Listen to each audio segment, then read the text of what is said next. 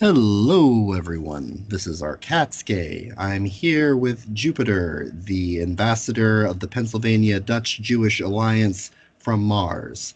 They have a peaceful mission, and they're going to introduce you to it later. But right now, we're here for the show that every week we try in vain not to name, and yet we do because it's so offensive it just leaks right out of us. We tried really honestly, we actually set up for once. We usually just go off the cuff. We pick a target, then we say we're going to do this subject and we're not going to talk about it because every time we talk about a subject first on the phone, we end up taking up all our good points and screwing it all up. So this week we were going to do kind of like a devil's advocate type podcast where Katz was going to be the counterpoint man. He was going to say we shouldn't open the economy back up, and here's why. And even though neither one of us really believed that, but he was going to dutifully take that task on.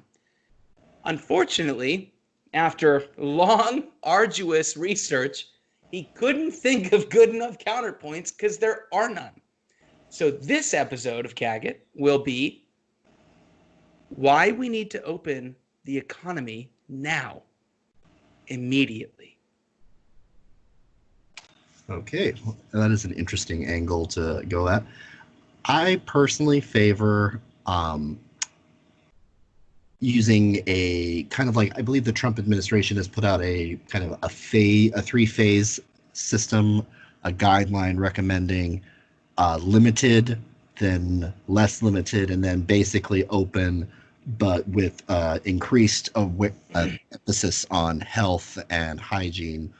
And I think this, of course, would be individually state determined. And I think that probably makes the most sense because it's not quite fair to say there were no good reasons not to open the economy up again. It's more that the only reasons that existed were purely medical, but that can only go so far.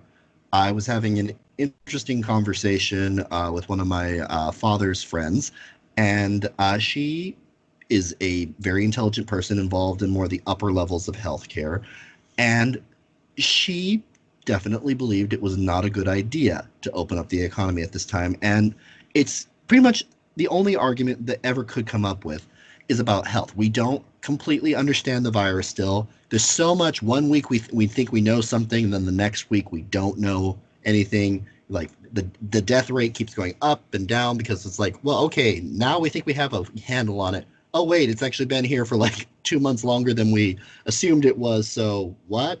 Did I already have it? What? And millions of more people had it than we thought, which drops the death rate ridiculous amounts.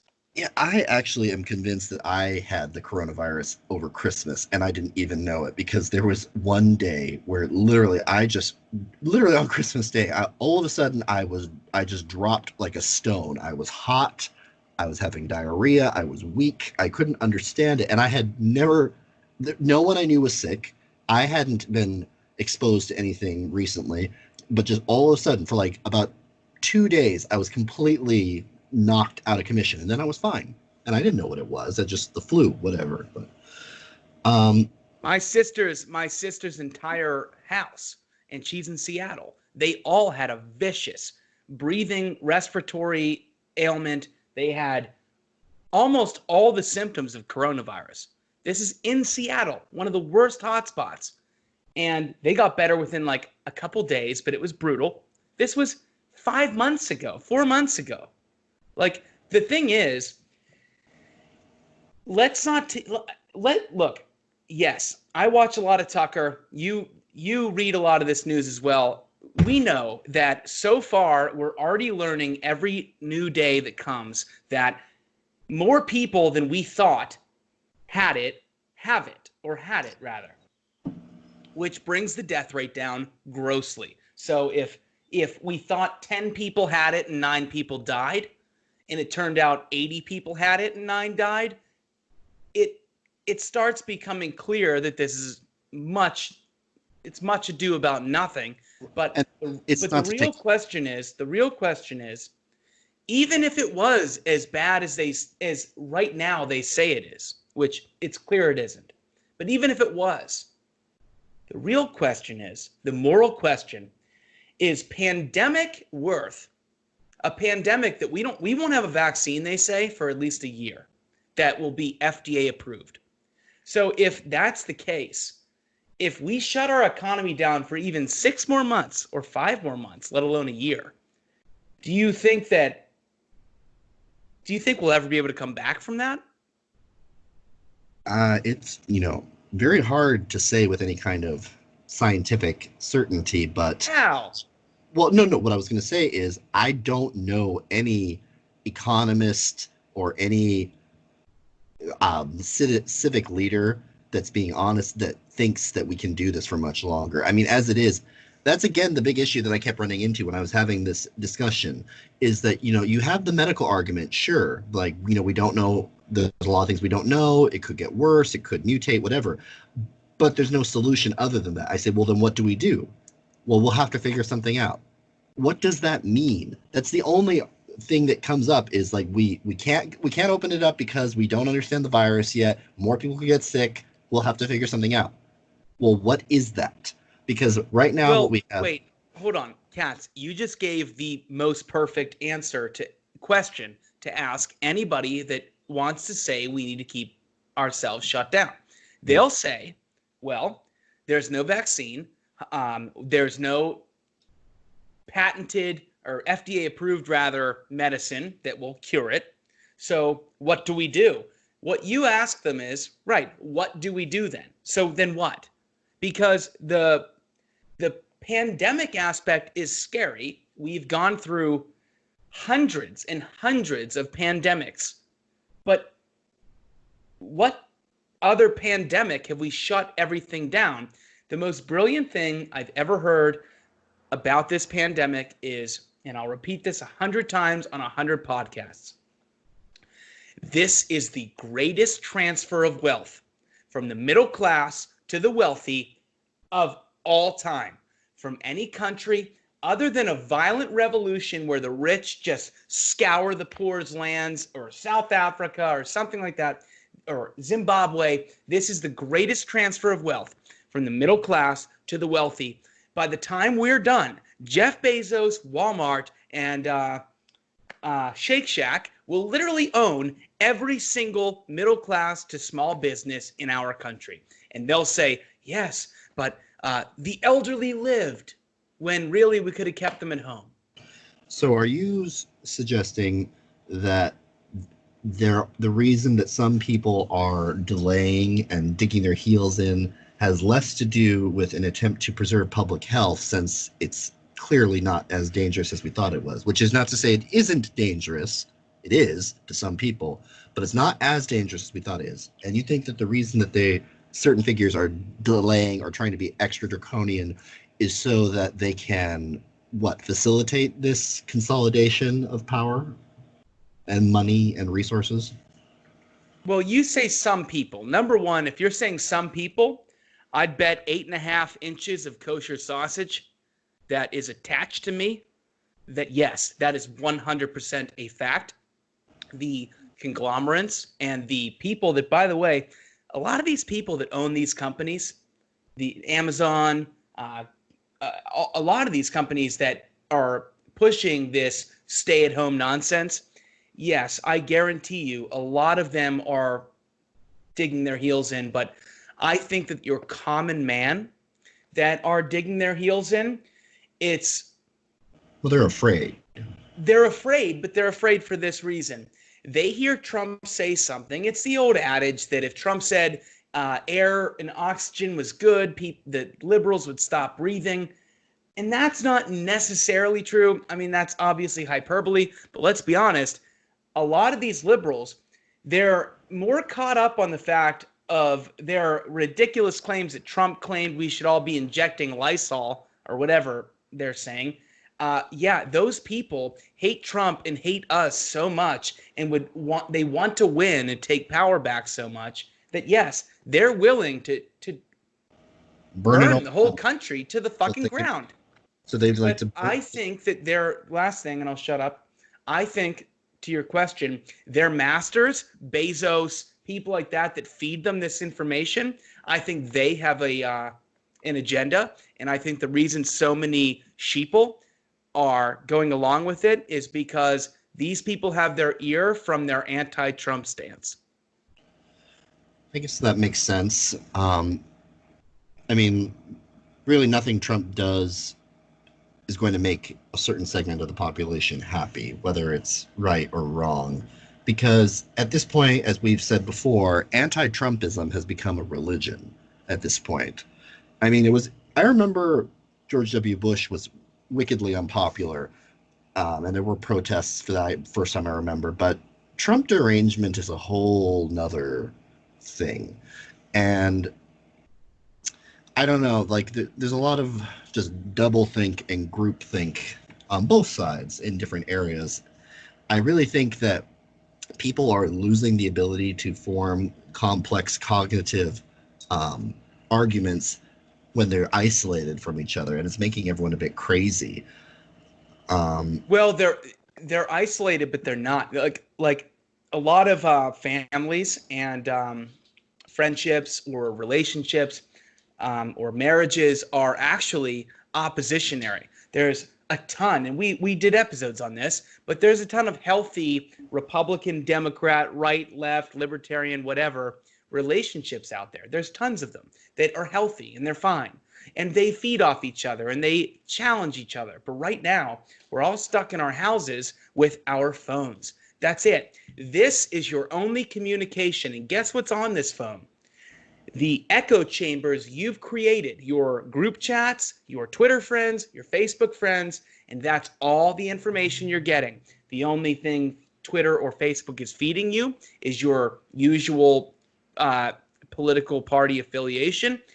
And the biggest thing right now going on is that when people are stuck in their houses and only have that, they're not isolated, meaning they're not like going crazy. They're isolated in the sense that they're so much deeper in their echo chamber than they've ever been. It's like deep level programming at that point for whatever you happen to believe, because you've got literally nothing else to do. And by the way, the people that want to push these vaccines, push this economy shutdown, which China owns a lot of our media. So China would kill for us to go under. China would kill for us to become communist. China would kill for our economy to never recover. And so guess who's owning a quarter of our media that you're being fed while you're locked in your house? The enemy. It makes sense. As far as like our original proposition of famine versus pandemic, I think one of the number one areas that I've not heard anyone give a good answer for is how the hell are we going to feed people if no one has any money because no one is working? Because it's common to talk about the fact that America has incredible agricultural resources. And yeah, we could feed the whole world several times over in terms of raw production. But the problem with that is that it misses the point that if the farmers and the companies that process the food and distribute it, if no one's getting paid, then the only other option is basically nationalization or slavery, which many people are suggesting, by the way.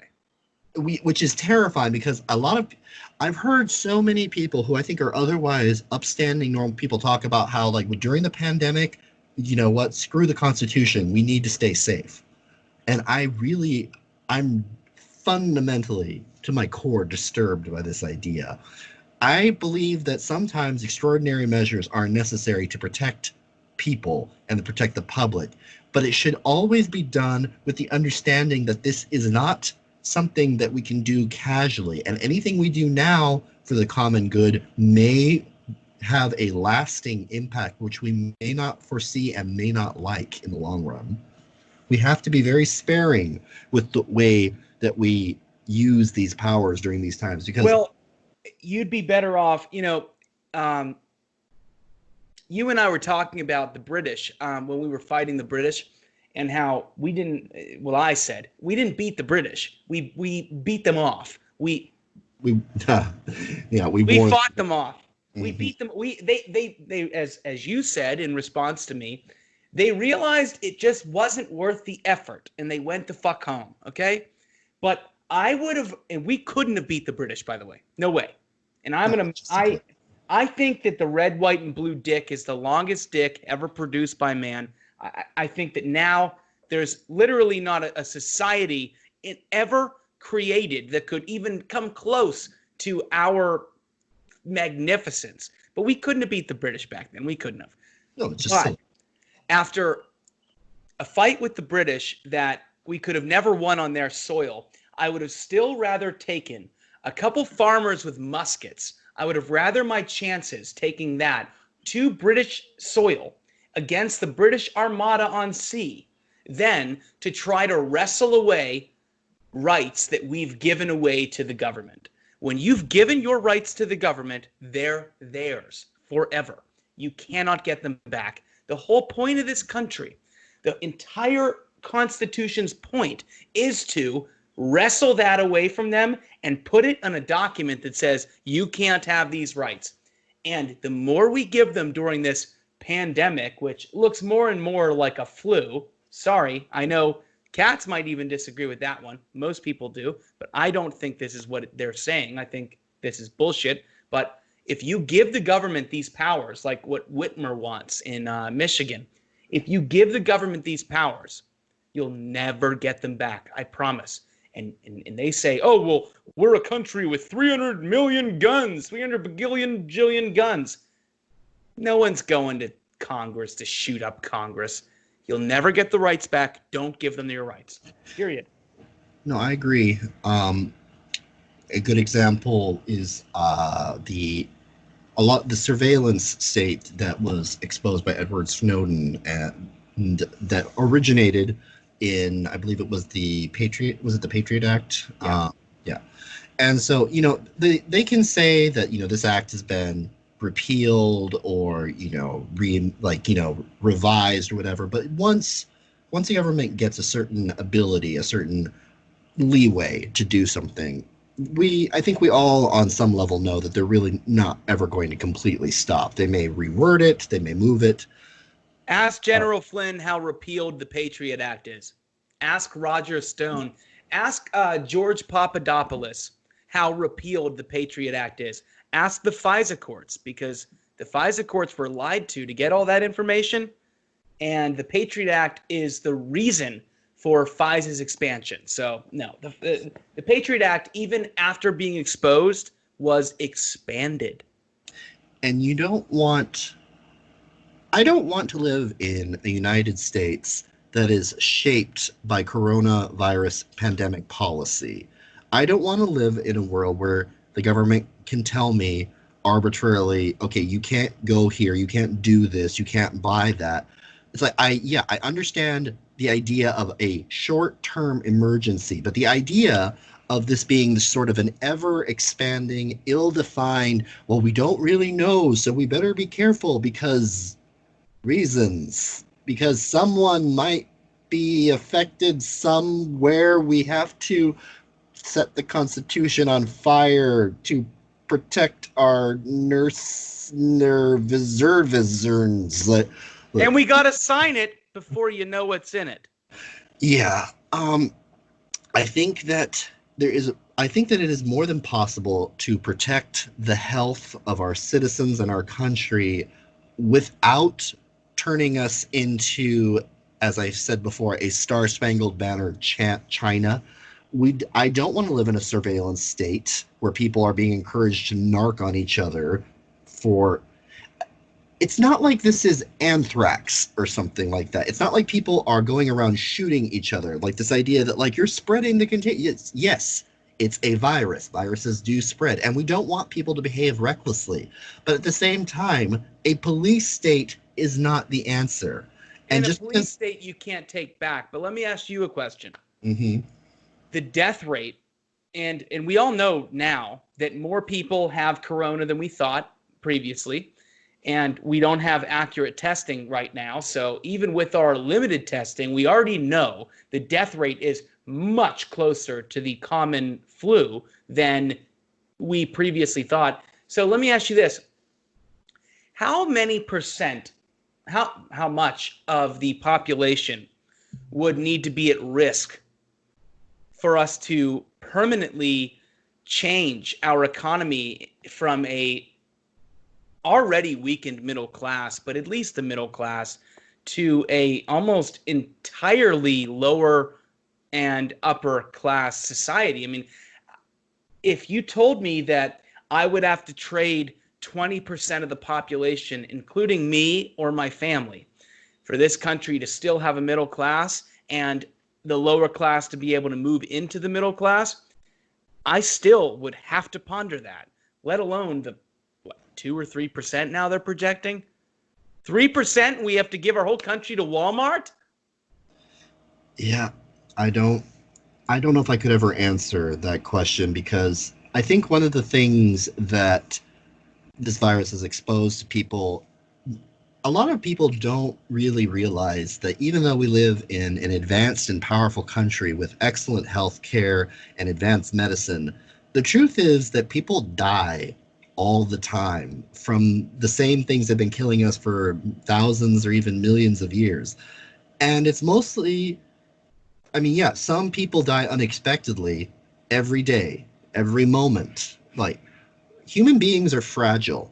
And I think the fact that the virus is so uniquely scary is because it has drawn attention to something that was already a part of our lives that we preferred not to think about. It's easy to think about, and I can tell you, as someone who's worked in nursing homes, we would lose elderly people to pneumonia, to heart failure, to any number of conditions because they were old and sick and fragile. And if it's just, every day we would lose someone, usually, depending on the size of the facility. And people don't like to think about that. But now, because there's a huge spotlight on it, people are hyper aware of this. And they're noticing for the first time, wait, people die from the flu? I think people knew that intellectually, but they didn't really know that before now. And I think that it's honestly, like, it's a good intention to make people safe and try to protect the vulnerable, as they say, but I think it's been taken too far. Because if people are beginning to run out of food, if people are, Which they are. yeah, The UN's projecting a global famine, a global biblical proportion famine.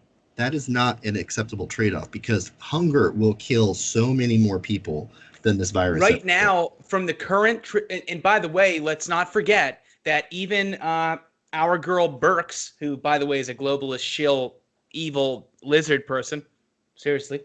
I mean, she might not actually be a lizard person, but I mean, In her heart, she's a lizard person. and she is, right.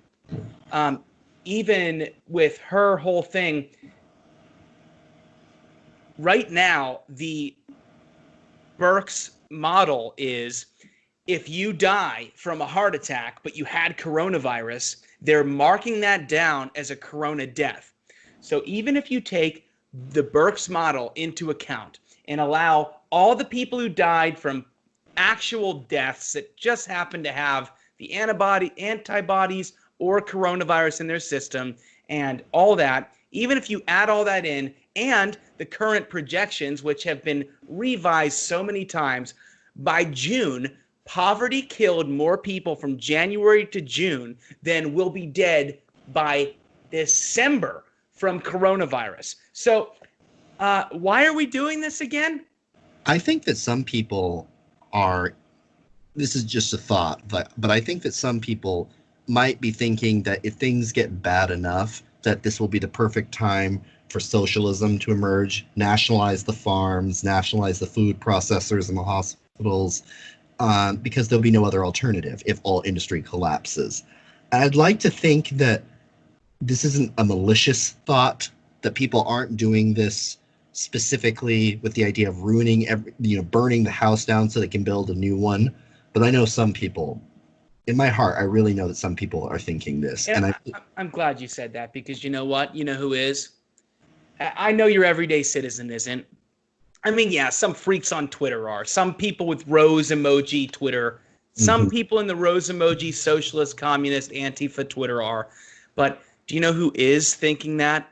Are the George Soroses of the world. are the Bill and Melinda Gates of the world, the Bezoses of the world. They are thinking that they're going to reshape this country in their image, or they're sold out to China already. And so what we need to really think about, and this is the whole point of this episode, who are the people telling you? Who are the people telling you that you need to stay in your homes? They're billionaires.